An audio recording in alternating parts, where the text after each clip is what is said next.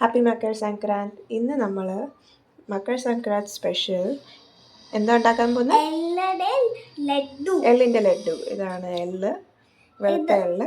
ഇത് ഗീ വേണം നമുക്ക്. ഇത് കപ്പലണ്ടി വെരി ഗുഡ്. ശർക്കര എക്സലന്റ്. പിന്നെ 2 ഏലക്ക. അപ്പം നോർത്ത് ഇന്ത്യയിൽ ഇതിനെന്താ പറയുന്നത്? തിൽ ഗുഡ് കാ ലഡ്ഡു. അപ്പോൾ ഇന്ന് നമ്മൾ എള്ളിൻ്റെ ഒരു ലഡ്ഡു ഉണ്ടാക്കാൻ പോവാം. ഓക്കെ.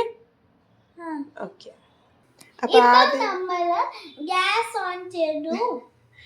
ഗ്യാസ് ഓൺ ആക്കി ഒരു ചീനിച്ചട്ടി വെക്കുക.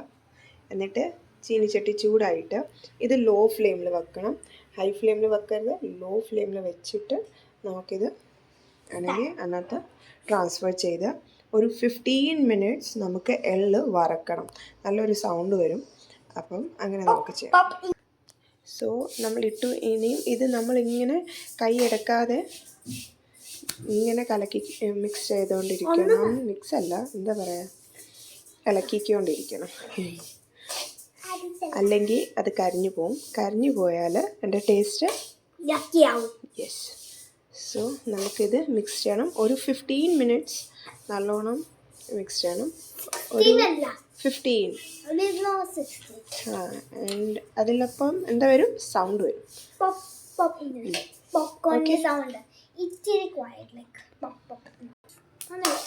ഒരു സൗണ്ട് കേൾക്കാം.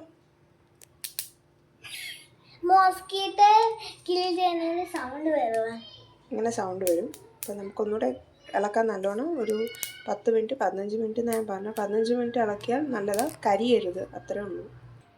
ഞാൻ പറയാൻ മറന്നുപോയി, ഞാൻ എടുത്തത് 250 ഗ്രാംസ് ആണ് എല്ലാം എടുത്തേക്കുന്നത്.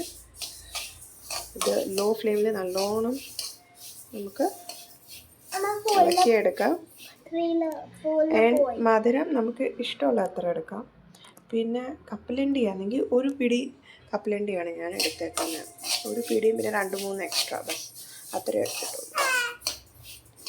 നല്ലോണം ഇളക്കാം.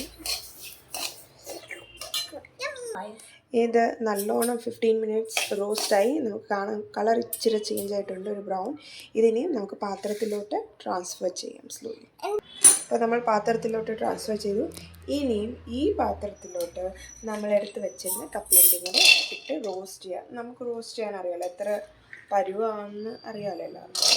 നമുക്ക് റോസ്റ്റ് ചെയ്തെടുക്കാം നല്ലോണം. നമുക്കിതൊന്ന് വറുത്തെടുക്കാം. വറുത്തല്ല, എന്താ പറയുക, റോസ്റ്റ് ചെയ്തെടുക്കാം ജസ്റ്റ്.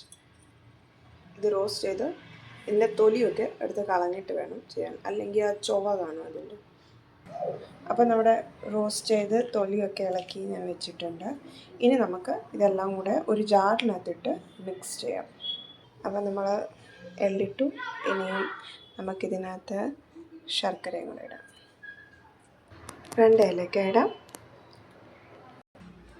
കപ്പലണ്ടി ഇട്ടു.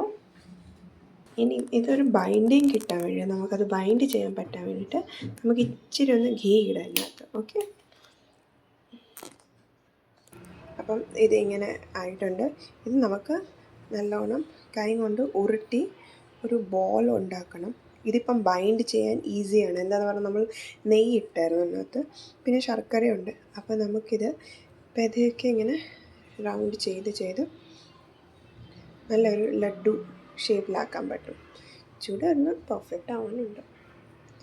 സോ ഇങ്ങനെയാണ് എള്ളിൻ്റെ ലഡ്ഡു ഉണ്ടാക്കുന്നത്. ഒത്തിരി ഹെൽത്തിയാണ്. ഈ തണുപ്പത്തൊക്കെ കഴിക്കാൻ സൂപ്പറാണ്. അപ്പം ട്രൈ ചെയ്യാം, ടേസ്റ്റിയാണ്. നമുക്ക് ദേവുവിനെ വിളിച്ച് കൊടുത്ത് നോക്കാം. Start.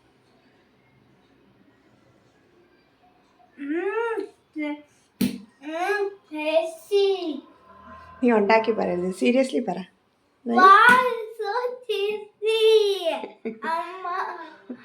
Okay, so please do try. ഇഷ്ടപ്പെടും നിങ്ങൾക്ക് എല്ലാവർക്കും. Thank you. Happy Makar Sankrant.